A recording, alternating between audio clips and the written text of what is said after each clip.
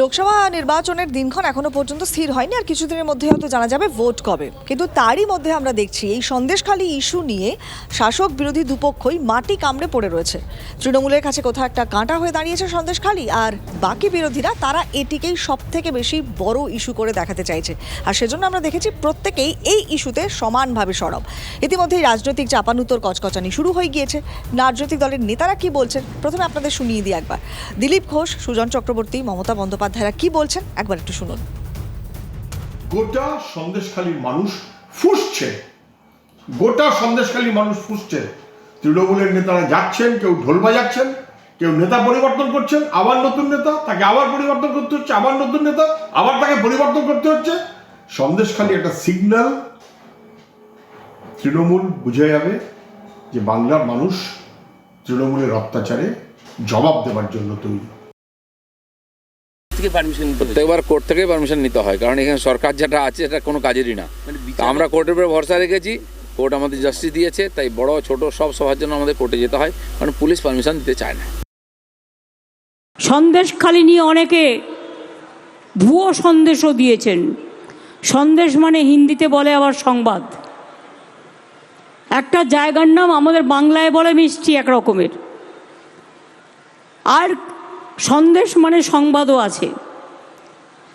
যেভাবে আপনারা কয়েকটা ঘটনা নিয়ে, হতেই পারে হাতের পাঁচটা আঙুল তো সমান নয়, কিছু কিছু জায়গায় অনেক সময় আমাদের নলেজে থাকে না।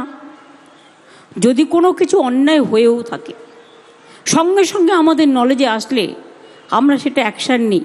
এবং আমি তৃণমূল কংগ্রেস কর্মীদেরও গ্রেপ্তার করতে আমি কখনো কার্পণ্য বোধ করি না। আর ইতিমধ্যে এই সমস্ত কটা রাজনৈতিক দল তাদের নানান রকম কর্মসূচির ঘোষণা আমরা দেখেছি, তারা করে ফেলেছেন। কি কি কর্মসূচি রয়েছে আরও একটু ডিটেলে জানার চেষ্টা করব। প্রদীপ্ত কান্তি ঘোষ আমার সহকর্মী রয়েছেন। প্রদীপ্ত, সন্দেশখালী ইস্যুকে পাখির চোখ করেছে প্রত্যেকটা রাজনৈতিক দল, বিভিন্ন রকম কর্মসূচি একযোগে রেখেছে। কি কি একটু ডিটেলস চাইছি।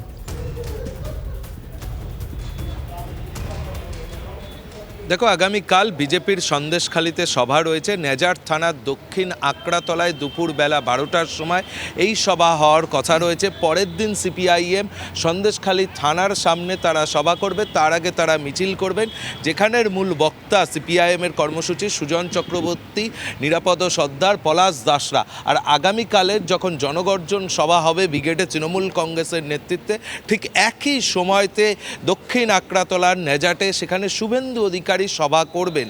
এবং শুধু তাই নয়, সিপিআইএম এক্ষেত্রে কিন্তু আরেকটু এগিয়ে থাকার চেষ্টা করছে, এবং সেই কারণে আগামীকাল রাজ্যের 9টি প্রান্তে তারা এই সন্দেশখালী ইস্যুকে সামনে রেখে সভা করবে।